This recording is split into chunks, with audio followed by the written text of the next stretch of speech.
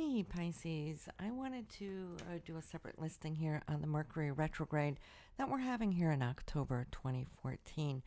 Now, it starts off into your ninth house, 1 degree before it turns retrograde, and will move back into your eighth house here in Libra. So, what does that mean? Well, it's going to give you a little touch until October 4th.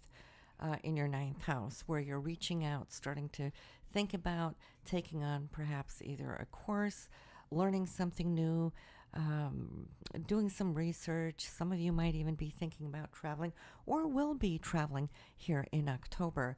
Then Mercury turns retrograde here October 4th, and that brings, some of the past back.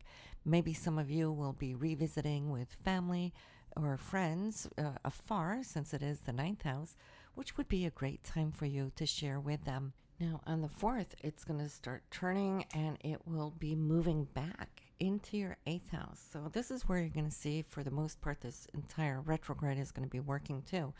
The eighth house overlooking your money, your financial situation, especially the money that you have with others, whether it is money owed to you or if it's broker compensation, commissions, royalties, that kind of thing.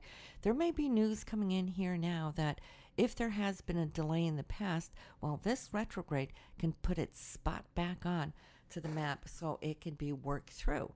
And so by October 25th, I think that you will already have been able to look at what is important here to have things balance and straighten out again. And of course, it's coming up close to that solar eclipse, the partial solar eclipse there on the 23rd. Mercury is going to go direct again on October 25th. So right between the 23rd and 25th, pay attention to what takes place. The solar eclipse is also that new moon, when we put our attentions down. So this would be the area of the eighth house for you, Pisces, to really look at how you can grow this area, whether, investments and so forth, which the eighth house also represents more than your monthly income, which is that second house. All right. But it's also the area of intimacy. So some of you will have deeper talks. Mercury communicates, and it is in this house of sharing of intimacy. So you will also see how this area can deepen for you here this month. Now, I chose to do it this way, implementing Mercury retrograde here on a separate file, because I was using more focus and time on both the eclipses on the monthly horoscope.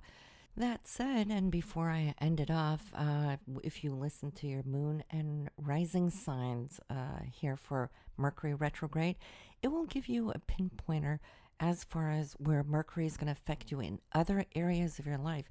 Now, this is your sun sign, Pisces, Mercury retrograde, okay? It's going to start off in that ninth house where, yes, you're going to be traveling, or you may be reaching out for new goals, new information, or education, and then into your eighth house. Now, in your rising sign or your moon sign, and you listen to that, well, that will definitely bring out other areas. We want to pay a little attention to what Mercury is doing there as well. And like always, when we have a retrograde with Mercury, which rules communication, rules documents, so signatures, anything under a retrograde period is not always the best to do. So we want to be a little careful with that, what we sign, right? So have a good one, everyone, and I will see you next month. Bye now.